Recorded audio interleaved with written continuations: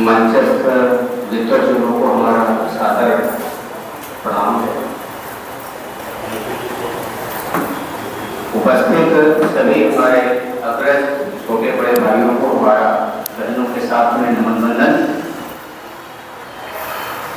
आज जिनकी जन्म जयंती कार्यक्रम हम सब जिनके उपलक्ष्य में यहाँ पर इकट्ठा है, एकत्रित हुए हैं, सभी लोग अपने संस्मरण सुना रहे हैं। अच्छी बात है, सबका अपना अपना उनके साथ अनुभव रहा है।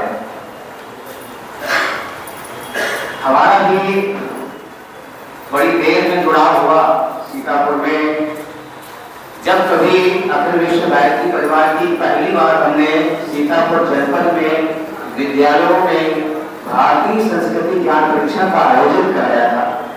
उसका पुरस्कार वितरण समारोह किया जाना था जिले स्तर पर।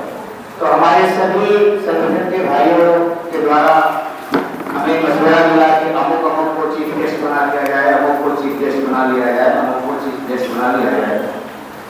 हमारे कजिन बाबा यहाँ सीतापुर में चिकित्सा क्षेत्र में अपनी सेवाएं दिया करते थे।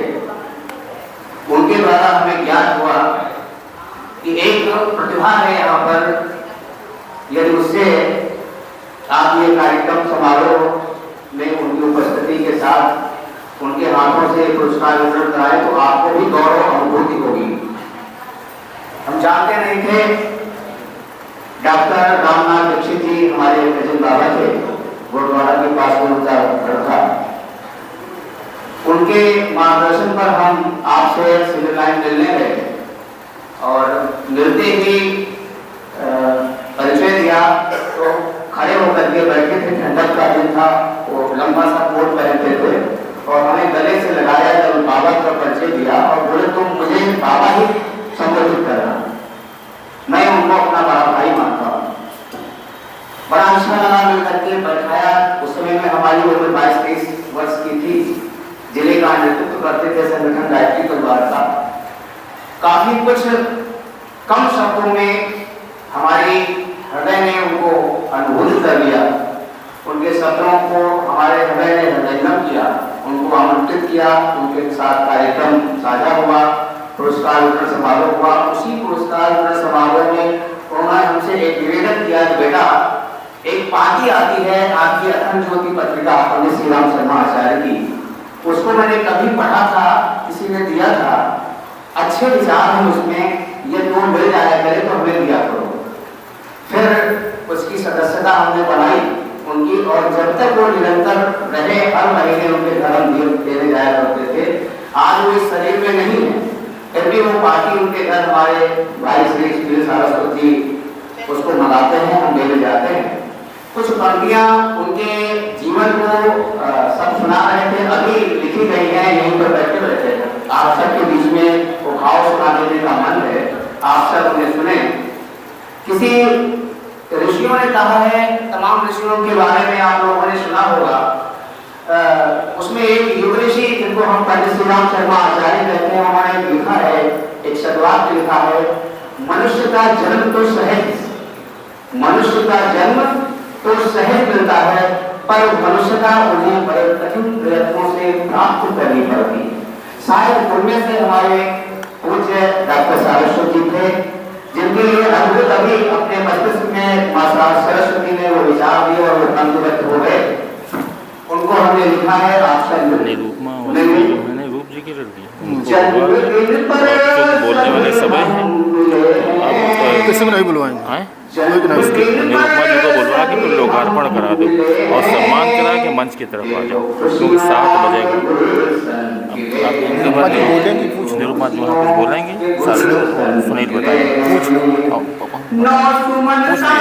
उसके बाद सीधे लोकार्पण मंच की तरफ आ जाओ। अब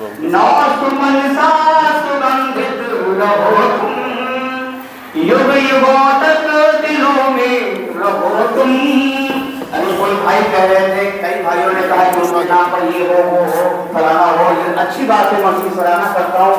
होना चाहिए उनके नाम पर, लेकिन वो तो सबके दिलों में है। युग युगों तक दिलों में हो क्या है, मैं इनका सम्मान करूंगी। मैं स्टेटस में कहा है, मतलब किस लेवल से रिटायरमेंट जानती भी तो नहीं, जानती भी नहीं, जानती तो कहीं जानती नहीं। रजनीश का जो बहे पूर्ण गंगा की धारा, जो रहे पूर्ण गंगा की धारा, यूं सरल श्रेष्ठ जीवन तुम्हारा। माँ की ममता में हम सब पले हैं, देखो खुशियों के गुलशन खिले हैं। अंतिम पक्ष है, दिव्य जीवन बना देवता सा, दिव्य जीवन बना देवता सा, स्वर्ग सा हो समय इस धरा का, स्वर्ग सा हो समय इस धरा का। सूत्र इनसे हमें प्रिय मिले हैं, देखो खुशियों के गुलशन खिले हैं, देखो खुशियों के गुलशन खिले हैं। जन्मदिन पर सभी हम मिले हैं, देखो खुशियों के गुलशन खिले हैं, देखो खुशियों के गुलशन खिले हैं। सभी को प्रणाम। आपको धन्यवाद। बहुत बहुत साधुवाद ललित जी को।